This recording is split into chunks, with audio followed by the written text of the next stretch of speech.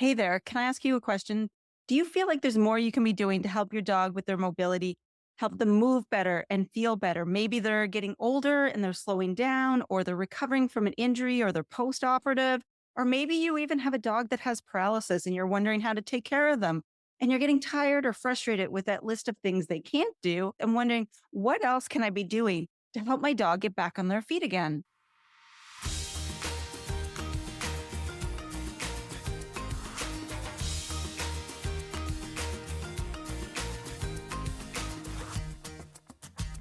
Welcome to the first ever episode of Dogs That Can, the podcast.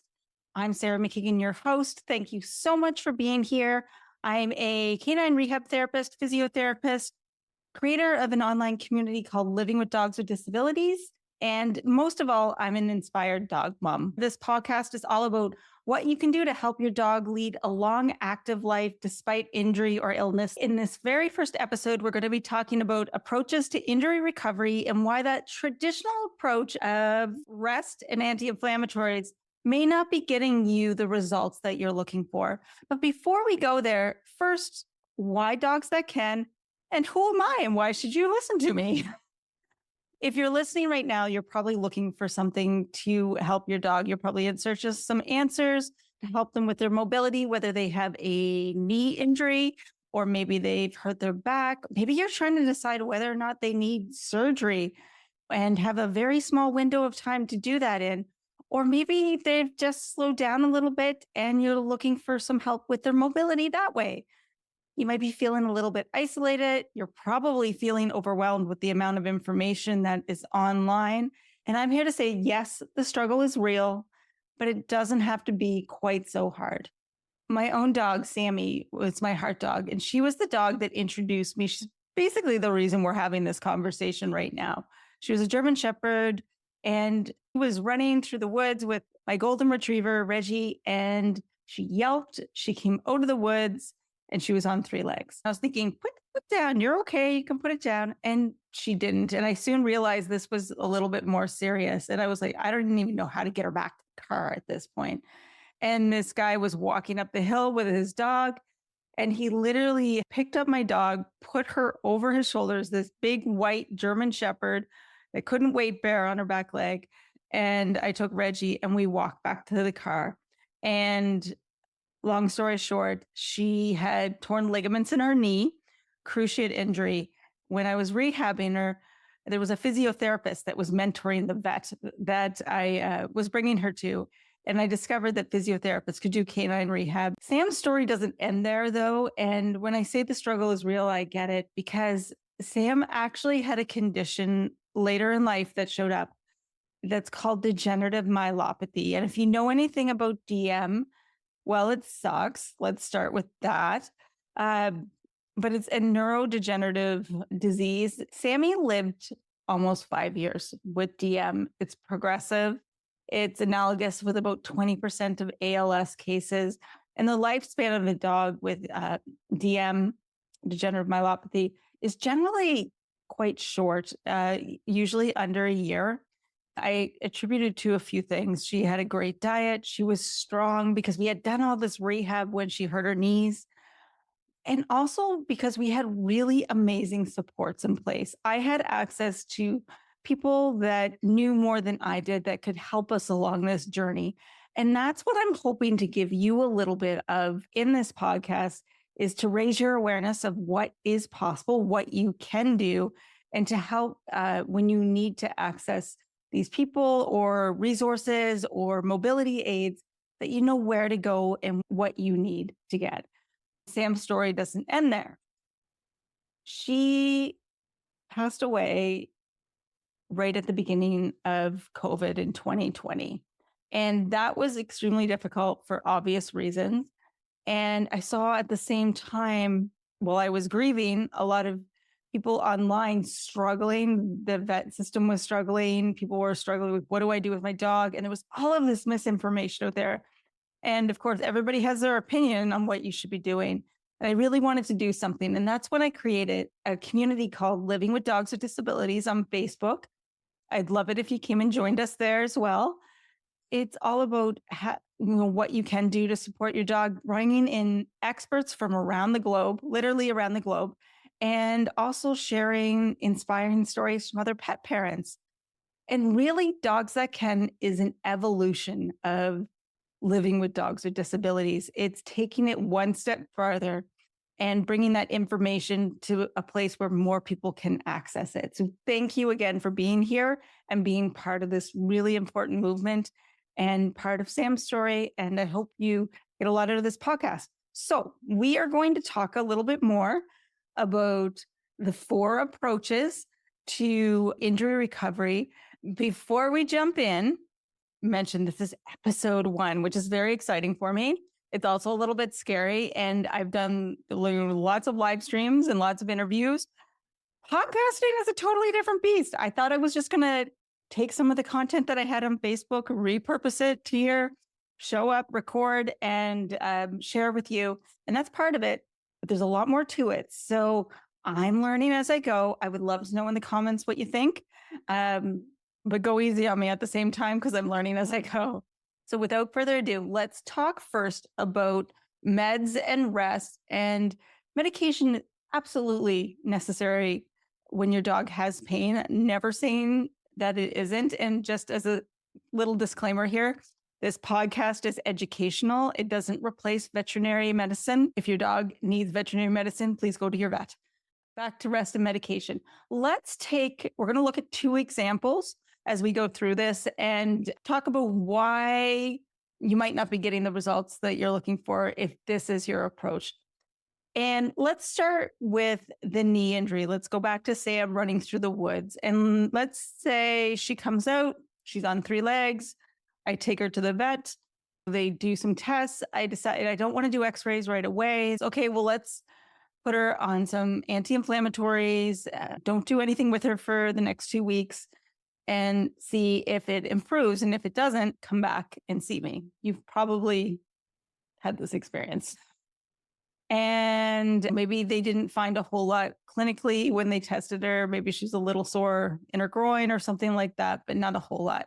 So I go back. She goes home. Yes, resting her is a pain. It's difficult to do, but she gets better. She's weight bearing. She looks pretty good. So I start to walk her on leash and things are going fine. Take her back to the dog park, let her run with Reggie. And she pulls up on 3 legs again. What? Why? Right? So I take her back to the vet. And maybe this time they opt to say, you know what? We're not finding a whole lot, but maybe we should do some x-rays, make sure she hasn't hurt her knee and there's nothing going on there. And remember, this is scenario 1. So we're going to talk about two scenarios. So we go back and again, they do the x-rays. Let's say the x-rays come up totally clean. And just as a quick side note, if you're getting x-rays for your dogs, 2 quick tips or 2 things. Do both sides so that you know what your baseline is for your dog. The other thing is soft tissue injuries do not show up in x-rays. So let's say Sam's x-rays came back totally fine. There was no swelling in the knee. What's going on? Maybe it's a soft tissue injury. Okay. So we go back and try this rest and medication again, slower start to going back to activity. Long story short, she ends up on 3 legs again. And I'm like, what do I do? How do I help my dog? I did a live stream on soft tissue injuries and anti-inflammatories. I'll share it in the resources. It really explains this well. But 10 my fingers, if I web my fingers together, are the muscle fibers. And then when they're injured, they get these little micro tears in the muscle fibers. If you're resting and you're just putting your dog on medication, then you're going to get scarred tissue around those muscle fibers as the tissue begins to heal. And then what that happens is they're not as strong. They don't have the same components, the same amount of movement and give and strength as the rest of the muscle fibers. As soon as you let your dog run again and they have all that force going through those tissues, they tear them again, and maybe they tear a little bit more. And then they heal kind of all jumbled up, scarred tissue, kind of like a spider web almost. But if you went through a slow, progressive exercise at an appropriate stage of healing, Then we help to put a bit of force through those jumbled up muscle fibers and help to straighten them out a little bit and get them realigned. And then we add a little bit more intense exercise or a little bit more force going through those muscles. And when that happens, they get stronger. And this progresses over time. It's not all at once. So that when I let her run off leash again with Reggie, she doesn't pull up lame. So that's scenario one. Scenario two is, let's say the x-rays were done and they saw a lot of swelling in the knee and decided that it was probably a cruciate injury, which it was for Sam. So cruciate injuries, what that means is it's a ligament. So again, if a ligament attaches bone to bone, and it's in something called a joint capsule, and there's not great blood flow into that area.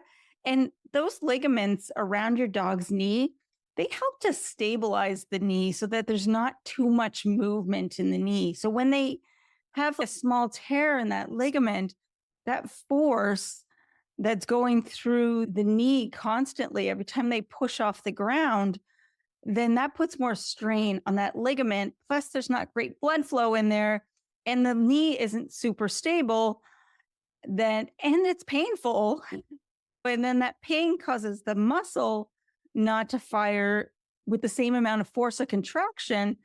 Then you have this whole sort of negative cycle of things that are going on, and it doesn't get any better. Left to its own means, without any external stability, without surgery, which we'll talk about in a minute, that knee gets very what's called fibrotic. So the body creates extra bone, extra tissue, things get thick, the knee gets big, and that's how it stabilizes itself. So that's not really what I'm looking for either. So those are two scenarios why just rest and anti-inflammatories might not be working for you.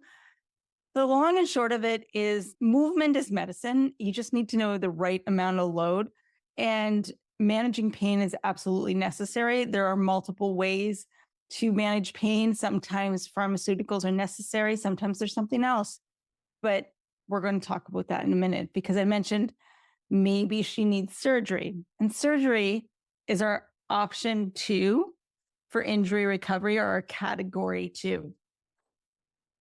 Surgery might be absolutely necessary, and there might also be other options. Let's switch gears for a second, and let's say we have a little dash hound that hurts his back.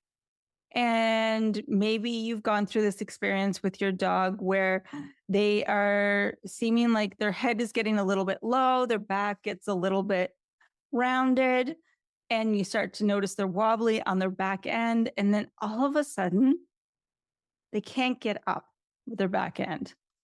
So, of course, you're panicking, taking them to the vet. Unfortunately, these little guys are prone to a type of back injury where they can herniate discs in their back, a type of intervertebral disc disease. And often surgery is recommended, and it has to be fast. Or at least that's what you're told. And it's expensive. I had a client once that said that she made the decision to get her dog back surgery and spend $13,000 at the superstore parking lot, a grocery store parking lot, in the middle of a snowstorm, because that's when it happened. Sometimes surgery is necessary. Sometimes there are alternatives. Sadly, often the alternative that many people are given is euthanasia. But there is a third option, which we're going to talk about in a minute. But back to this back injury for a moment. Earlier this year, I held a summit called Navigating DM and Canine Disc Disease, and I brought in a gentleman named Dr. Paul Freeman. He's from the University of Cambridge in the UK, and he's a veterinary neurologist, and did this big study on these little dogs and these back injuries, these disc herniations, with different levels of pain response. When a dog becomes paralyzed and they have this back injury, one of the things they're looking for is whether or not they're deep pain, positive or negative. Can they feel their toes at all when you pinch them in an area that is kind of painful? Please don't go test your dog. Side note. And it has been believed for the longest time, in the practice, it has been that, especially for dogs that are deep pain negative, that you have to get surgery, and there's a 50% chance your dog will walk again, and that surgery needs to happen quickly. There's a window of time that you have to do it in. His study, this is so cool. This is part of the reason I'm doing this stuff, because not everybody has the means to do that type of surgery. And then you're like, what do I do? His study actually showed that a lot of these dogs, majority of these dogs, got better with conservative management, without surgery, even the ones that were deep pain negative. I will drop the link to that Navigating DM and Canine Disc Disease in the show notes for today. But imagine the possibility there and bringing that information over here. Related to this, I have a client whose dog, not one of these condrodystrophic, that's what the dogs with the short legs are called, but a husky that she herniated a disc in her back, and she was not a surgical candidate. And her pet parents eventually did find me, and she's doing quite well. She's very mobile now, even though at the time this happened, she was paralyzed in her back end. And of course, they were going through all the emotions. And one day they were coming to the clinic, and I could see them having a conversation with a woman in the parking lot. And the look on this other woman's face, I just knew what was going on. And it was heart-wrenching, because they came in and they told me that she had asked what was going on with this dog.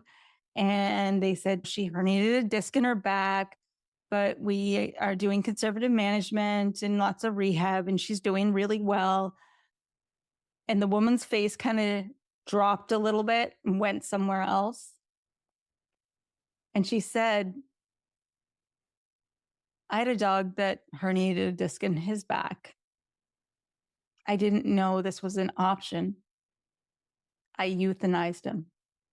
She'll wonder forever whether or not she made the right decision. So if we can together, again, raise the awareness of what your options are and help people, gather that information, imagine that place, imagine what's possible, what your dog can do, what you can do. Her alternative was euthanasia, which is option 3. And sadly, sometimes it is necessary. I'm not saying it's not. But often when you're given an alternative surgery or euthanasia, your dog's never going to walk again. Or even if the dog doesn't walk again. Sam didn't walk for the latter part of her life. But I used to run after her down the beach in her wheelchair. And she went to the dog park, and she was bossy, and she had a good life. It doesn't mean they can't live a good life. It's just the person giving you the information doesn't have the knowledge or the resources. So your alternatives become surgery or euthanasia. But what if there was one more option?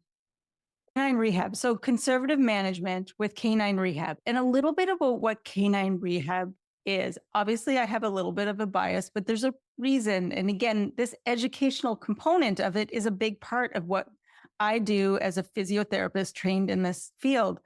But we, as a profession, we're veterinarians, vet techs, physical therapists, physiotherapists. We have credentials. Let's start with that. Something I learned through my online community that was a little bit disturbing, to say the very least, was the number of people that thought they were getting canine rehab, only they weren't checking out these credentials of the people that were providing their services, and they really weren't rehab therapists. I have a diploma in canine rehab from the Canadian Physiotherapy Association, from our animal rehab division. There's the Canine Rehab Institute, there's the University of Tennessee. Point being, we have credentials. I'll drop them in the show notes so you can double check. You should ask. Don't ever be afraid to ask. You want to get what you're paying for to get your dog the best help. We apply a lot of what you do in physiotherapy or physical therapy to the canine client. So we evaluate how the dog moves. We work collaboratively with veterinarians, acupuncturists, massage therapists, all of these people, but we evaluate how your dog moves, their neurologic status, how they feel, what their posture is like, what their function is like. We might do special testing. And we come up with this picture of what's going on with your dog, the pathofunctional diagnosis. And then we put together a treatment plan and work with you and teach you what to do to help your dog. And then you go through and you take things home and you do them at home. And whenever you come in, maybe not every time, but frequently, your dog is reevaluated. This was the other thing I learned from my online community that was shocking, was people were like, I don't really do physio, not really into it. I took my dog to hydrotherapy for 6 months and it didn't do anything. I was like, what else did you do? Laser. How often was your dog reevaluated? Did you have anything to do at home? They weren't reevaluated. And maybe they were just given range of motion to do at home or something like that. Okay. That is not canine rehab. You have to reevaluate. And I'm telling you this because I want, for those of you that are listening that are doing this with your dog, make sure your dog is getting reevaluations on a regular basis and that their treatment plan is being adapted for that, based off of that reevaluation. And then you are getting things to do at home, and those things should be changing and getting harder. And then it also tells you if you're on the wrong track and need other diagnostics, other interventions, it gives you that information. So that reevaluation, that is really important. That is so important. Okay, so that's my tangent on there.